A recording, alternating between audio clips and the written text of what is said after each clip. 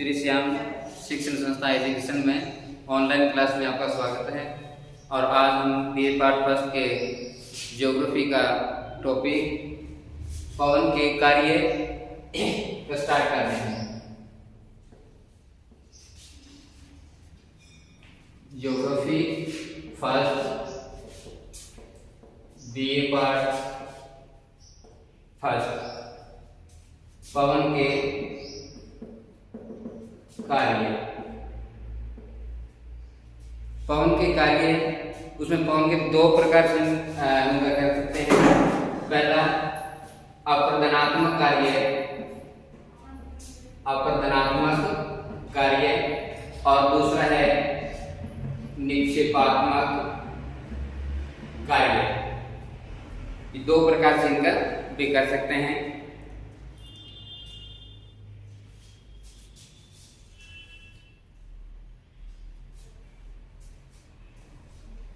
इनमें सर्वप्रथम अपवहन। मरुस्थलीय क्षेत्रों में जब पवन के द्वारा अपवहन के कारण नीचे गर्त बन जाते हैं और पहला कार्य अपवहन, दूसरा है अपघर्षण।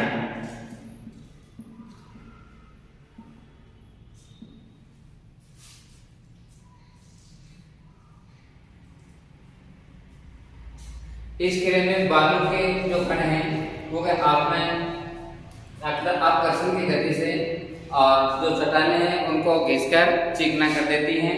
और तीसरा है सन्निकर्षण के अंदर इसमें मोटे मोटे जो कण हैं वो आपस में टकराकर छोटे होते जाते हैं। इस प्रकार से तीन प्रकार के ये जो कार्य हैं उस कार्य के कारण मरुस्थलीय क्षेत्रों में अपर्दनात्मक होता है। और अपर्दनात्मक कार्यों में सर्वप्रथम जो स्थलाकृति बनती है वो है वातगर्त। अपर्दनात्मक पहले है वातगर्त। यह जिस क्षेत्र से हवाओं द्वारा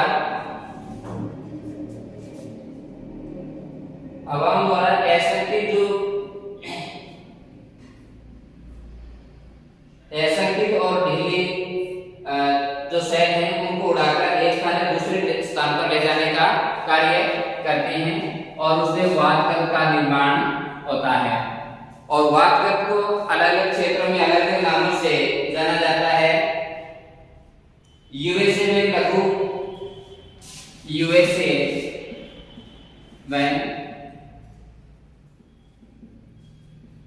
लघु गर्त के रूप में होती हैं और उसे बेफेलो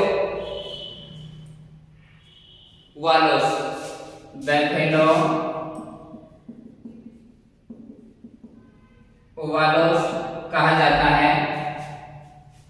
दूसरा मंगोलिया में पयांकांग कहा जाता है। ये अपवर्तन से बनने वाली सर्वप्रथम स्थलाकृति है। दोनों में छत्रक शिला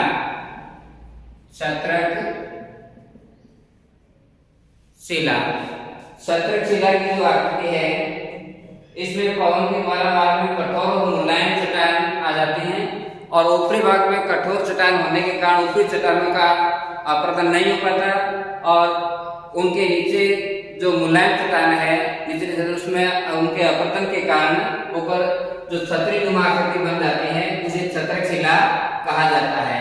छत्रक शिला इस प्रकार से ये शिलाकृति ये बनती है। तो यहाँ पर अपवर्तन हो जाता है और ऊपर ये कठोर चट्टान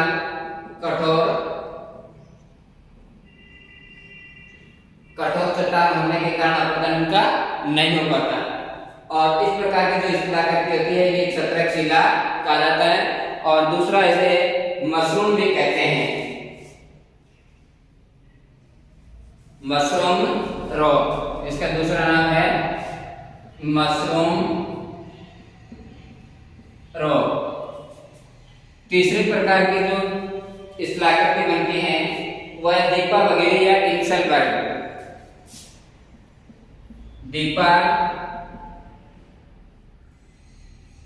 दीपा वगैरह या इंसेलबर्ग, दीपा वगैरह या इंसेलबर्ग।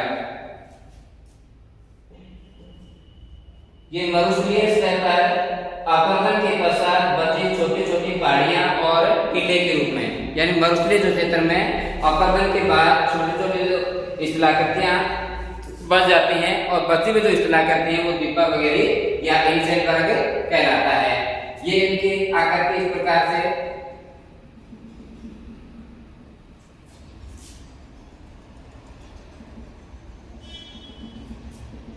ये इंसेलबर्ग या दीपा वगैरह कहलाते हैं। इस प्रकार इनकी स्थलाकृतियां बन जाती हैं।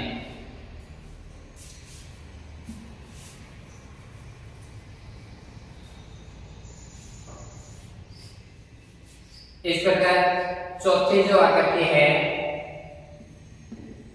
ज़ुज़ेन, 4 नंबर आकृति है ज़ुज़ेन। ये भी मुलायम और कठोर चट्टानें एक दूसरे से समांतर क्षैतिज अवस्था में, एक दूसरे के समांतर क्षैतिज अवस्था में जो मिलती हैं और उनके अनुसार कठोर जो चट्टान है उनका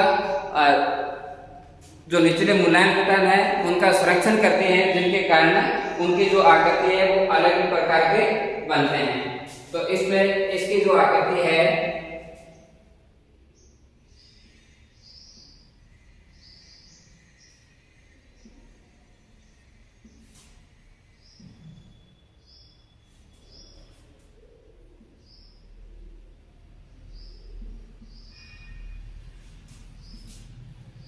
इस प्रकार ये स्थलाकृति बनते हैं। तो ये ऊपरी वाला क्षेत्र है ये ज़ुज़ेन कहलाता है, ज़ुज़ेन।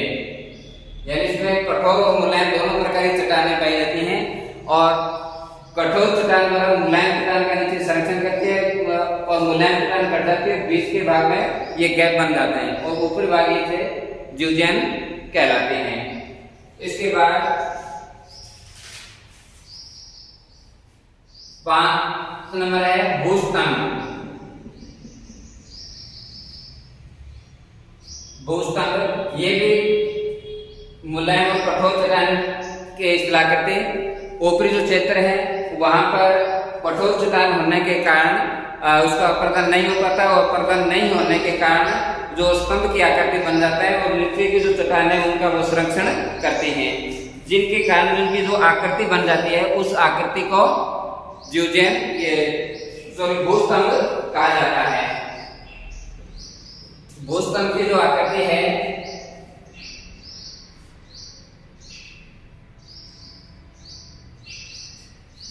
इस प्रकार के भूस्तंभ की आकृति बनती हैं। ये भूस्तंभ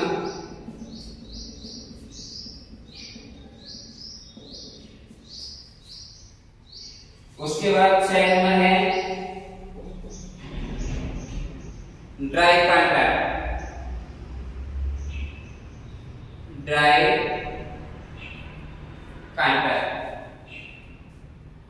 जब मरुस्थलीय भागों में बर्फ, शिला या अपघर्षण द्वारा चतुष्फलकीय जो आकृति बनती हैं, यानी अपघर्षण के कारण चतुष्फलकीय जो आकृति बनती हैं और चतुष्फलीय जो आकृति है उनको ड्राई कांटर कहा जाता है। उसमें एक धरातल के आंतरिक भाग में दब जाता है और 3 पर ऊपर दिखाई देते हैं, तो वो ड्राई कांटर के रूप में रहता है। तो इस प्रकार ड्राई कांटर के जो रूप हैं ये बन जाते हैं, एक भाग नीचे दब जाता है और 3 भाग ऊपर की ओर दिखाई देते हैं। ये जो स्थलाकृति है वो ड्राई कांटर कहलाती है।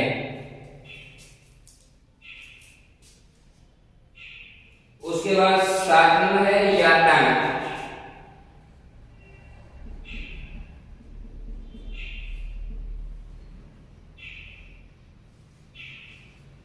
यातांग के अंदर इसमें चट्टानों के कठोर मुलायम दोनों चट्टानें लेकिन लंबवत जो स्थिति में पाई जाती हैं आकृति और लंबवत आकृति होने के कारण उनकी जो आकृति है इस प्रकार से उनकी आकृति ये बन जाती है या डांग। ये जो इस तरह के या डांग कहलाती है।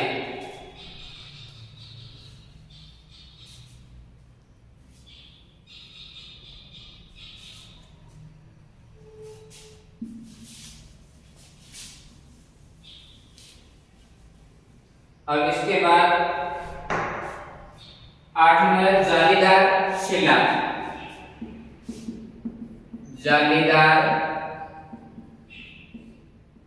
शिला, ये जालीदार जो शिला है ये भी बीज संरचना वाली जो शैल है उनके आकर्षण क्रिया के द्वारा इसका निर्माण होता है और उनकी संरचना होने के कारण ये जालीदार शिला के आकार के बन जाती हैं, जिनके अंदर बीच में छोटे छोटे छिद्र होते हैं जो जालीनुमा।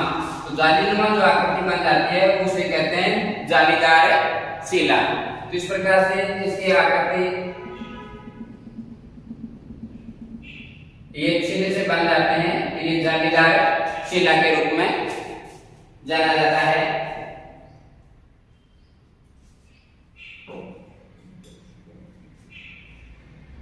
उसके बाद पुल या खिड़की, नॉर्मल पुल या खिड़की। अब इसमें भी जो मुलायम चट्टान कटने के कारण उन्हें जो पुल की जो आकृति बन जाती है उसे आर पार दिखाई देने लग जाता है, तो वो पुल या खिड़की कहा जाता है। तो ये सारे जो शिलाकृतियां हैं ये पवन के द्वारा अपवर्तनात्मक शिलाकृति है। सारे अपवर्तनात्मक शिलाकृति, अपवर्तन के द्वारा स्थूल रूप का जो आकार बनता है उससे बनने वाली ये आकृतियां अपवर्तनात्मक आकृतियां कहलाती है।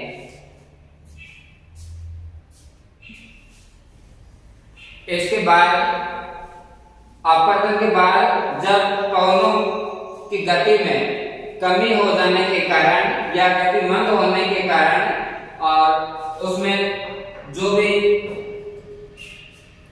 उनके साथ चलने वाली जो मिट्टी के कण है वो कण अधिक उसकी मंद गति होने के कारण वो साथ में नहीं जा पाते, जिनके कारण उनकी मंद गति होने के कारण धरातल के ऊपर ही वो अलग अलग रूपों में उनका निक्षेप कर देते हैं। तो इस प्रकार से बनने वाली जो शिलाकृति है वो निक्षेपात्मक शिलाकृति कहलाती है। निक्षेपात्मक शिलाकृति। अब निक्षेपात्मक जो शिलाकृति है उसमें सर्वप्रथम बालू का स्तूप, बालू का स्तूप। रेगिस्तानी भागों में रेगिस्तानी सीमा के बाहर निर्मित रेत के छोटे छोटे और गतिशील जो टीले होते हैं वो बालू का स्तूप कहलाते हैं। यानी मरुस्थलीय क्षेत्र से जो मिट्टी उड़ा के ले जाने के बाद जब मरुस्थल की जो सीमा जो क्षेत्र है वहां पर उनकी गति कम होने के कारण मिट्टी के जमाव से बनने वाली जो शिलाकृति है वो बालू का स्तूप कहलाते हैं और ये गतिशील होते हैं। यानी इसमें जब हवा चलती है तो उनका जो स्थान है वो एक दूसरे बदलता रहता है। इस प्रकार के जो शिलाकृति है ये बालू का स्तूप कहलाती है।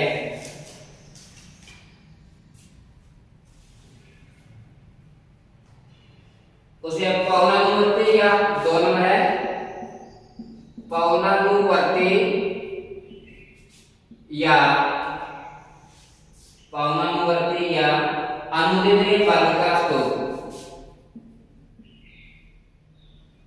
अनुदैर्ध्य बालू का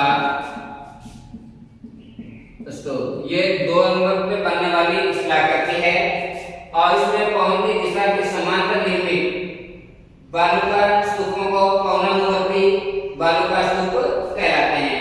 यानी ये क्या पवन जो चल रही है इन पवनों के जो समांतर बनने वाली जो शिलाकृति है वो अनुदैर्ध्य या पौनानुवर्ती कहलाती है। अब तीसरे नंबर की जो शिलाकृति है ये अनुप्रस्थ बालू का स्तूप। अनुप्रस्थ बालू का स्तूप जब बालू का स्तूप का निर्माण अतिरिक्त पवन की दिशा के समकोण पर होता है, यानी दिशा के समकोण पर जब होता है वहां बनने वाली जो शिलाकृति है वो अनुप्रस्थ बालू का स्तूप कहलाती है। जिस प्रकार से ये हवाएं चल रही हैं और एक इस प्रकार से समांतर ये बनने वाला जो स्तूप है ये अनुप्रस्थ बालू का स्तूप कहलाता है। इसके बाद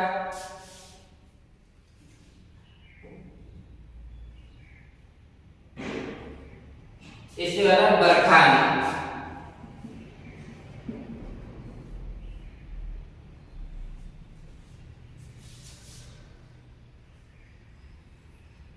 ये भी गर्म बहुस्थलीय प्रदेश है, वहां रेत के जमा होने के कारण यानी बरखान बनता है और ये अर्धचंद्राकार रूप में बनता है। इस प्रकार से ये अर्धचंद्राकार रूप में जो शिलाकृति बनती है ये बरखान कहलाता है। अर्धचंद्राकार के रूप में। उसके बाद आता है उर्मिकाएं।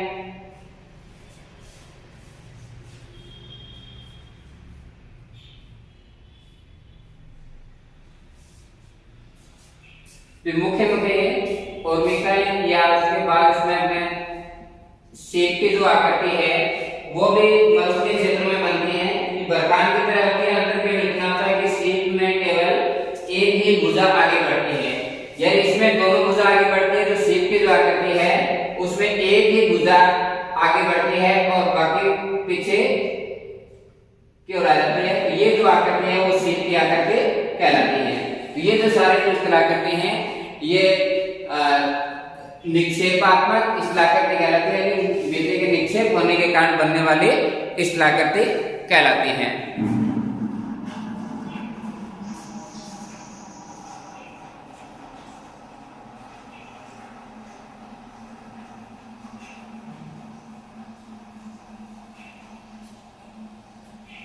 आज की क्लास में इतना ही। पवन से बनने वाले जो शिलाकृति होंगे अपरतनात्मक और निक्षेपात्मक दोनों प्रकार के शिलाकृति हैं। निक्षेप वाले दोबारा एक बार और देखो, बालू का जो स्तूप पवन की गति मंद होने के कारण बालू के निक्षेप होने के कारण बालू का स्तूप का निर्माण भी होता है। और इस बालू का स्तूप का जो निर्माण है ये रेगिस्तानी जो भाग है उनके सीमावर्ती क्षेत्र में पाए जाते हैं। वहाँ सीमावर्ती क्षेत्र में निक्षेप के कारण ये शिलाकृति बनती है और इसी बालू का जो स्तूप है ये अपना स्थान बदलते रहते हैं। पवनानुवर्ती या अनुदैर्ध्य बालू का स्तूप यानी पवनों के जो समांतर बनने वाली जो शिलाकृति है वो पवनानुवर्ती या अनुदैर्ध्य बालू का स्तूप कहलाता है। इसके बाद फिर अनुप्रस्थ बालू का स्तूप ये समकोण पे पवन जो चल रही है उनके समकोण पर बनने वाली जो शिलाकृति है ये अनुप्रस्थ बालू का स्तूप कहलाता है। बरखान के अंदर इसमें जो हवाएं चलती हैं उन हवाओं के समांतर में ही और इसमें बनने वाले अर्धचंद्राकार यानी अर्धचंद्राकार के रूप में इनकी शिलाकृति बनती है। उनके बाद आता है शेप। ये अर्धचंद्राकार जो शिलाकृति है जिसे बरखान कहा जाता है। तो बरखान और शेप में केवल अंतर इतना है कि बरखान की दोनों जो भुजाएं वो आगे बढ़ती हैं, लेकिन जो शेप है उसमें केवल एक भुजा ही आगे बढ़ती है।